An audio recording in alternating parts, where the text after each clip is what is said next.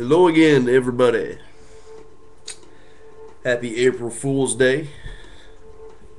Hope you're all playing some crazy tricks on your friends out there. That's what April Fool's Day is all about. But what I wanted to talk about today was the FEMA camps in the United States. Supposedly, already 800 of these camps have been constructed. A lot of them off of already existing infrastructure. In other words, they were put together rather quickly off of, really makeshift uh, buildings or whatever off.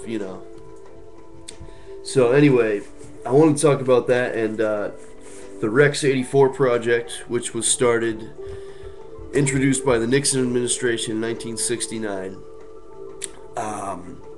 If you go to Wikipedia, you look up Rex 84.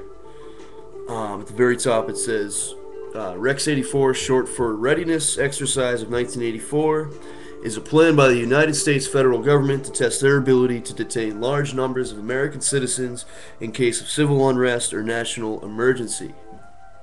That's what it says at the very top.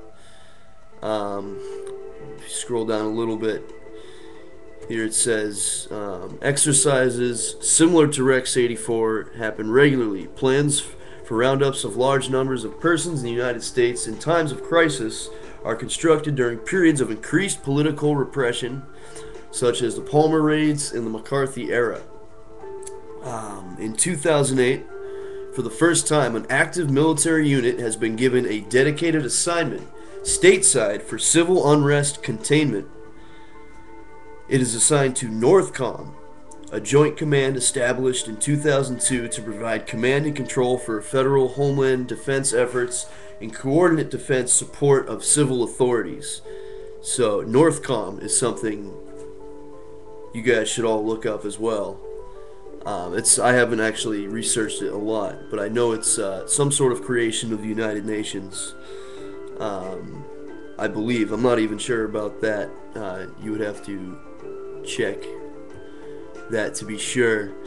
There's another website I wanted to check out, sianews.com. That's sianews.com.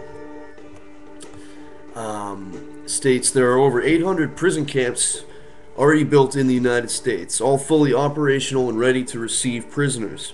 They are all staffed and even surrounded by full-time guards, but they are all empty. These camps are to be operated by FEMA. Should martial law need to be implemented in the United States, and all it would take is a presidential signature on a proclamation and the Attorney General's signature on a warrant to which a list of names are attached. So if your name is on one of these lists, these secret lists, if you're a political activist, if you own a gun, if you've ever been arrested for, any kind of political activism or, whatever. It could be anything. And they're really going after gun owners now. They're really trying to criminalize gun owners in this country. And trying to teach us that our founding fathers were evil. And trying to totally distort history on us. The Second Amendment is a huge part of the reason we have our freedom in this country that we have. The Second Amendment cannot be taken for granted or be demonized. We can't allow it to be demonized by the people in control. So, further down this website, it has a whole bunch of different executive orders. Executive Order 10990 allows the government to take over all modes of transportation and control of highways and seaports. Executive Order 10995 allows the government to seize and control the communication media. Executive Order 10997 allows the government to take over all electrical power, gas, petroleum, fuels, and minerals. Executive Order 10998 allows the government to seize all means of transportation, including personal cars, trucks, or vehicles of any kind, and total control over highways, seaports, and waterways. Executive Order 10999 allows the government to take over all food resources and farms. So that would mean that you wouldn't be allowed to have your own farm. You wouldn't be allowed to grow your own crops, your own produce, and that is all out fascism. When it gets to the point where you're not allowed to grow your own crops on your property, on your land, then that's full-fledged fascism. And that's that's in one of these executive orders, and it keeps going. There's a whole bunch of them. If you come check out the website sianews.com, or just do the Google search, that's how I found the website. Then it gives a list of where all these camps actually are, all in alphabetical order of states.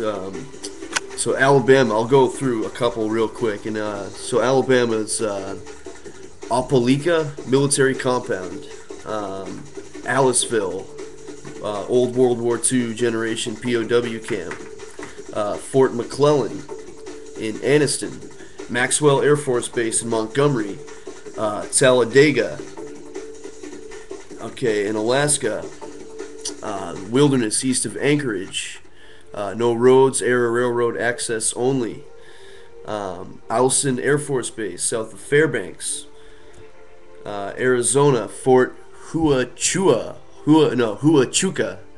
20 miles from the Mexican border, Pinal County, Yuma County, Phoenix, Florence, Sedona.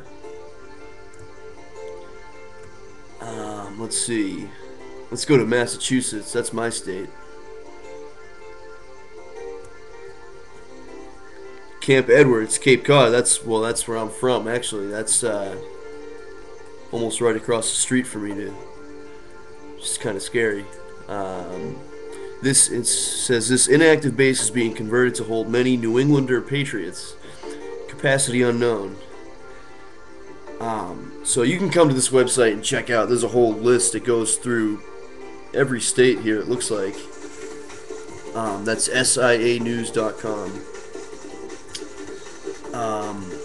And the other thing I want to talk about was the HR 645 legislation, which you may or may not have heard of. If you go to this website, govtrack.us, that's govtrack.us, there is, they give a description for it, and they actually have a checklist of how far it's made it through legislation. It says National Emergency Centers Establishment Act. Description: to direct the Secretary of Homeland Security to establish national emergency centers on military installations. So you look how they worded that. It says installations. So these are makeshift bases that are being set up right on the spot in order to detain a large number of people within the United States. And they have a checklist on the main site of GovTrack.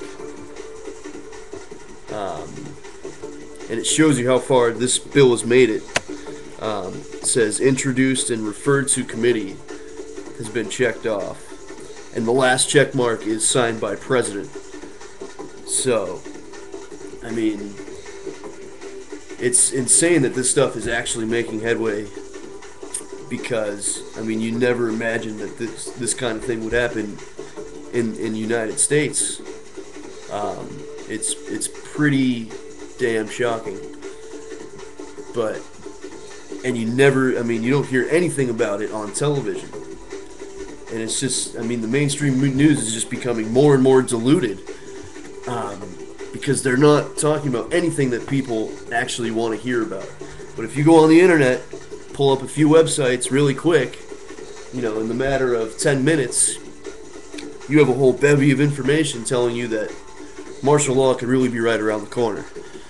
So, if you ask me, the internet is the wave of the future in getting real information.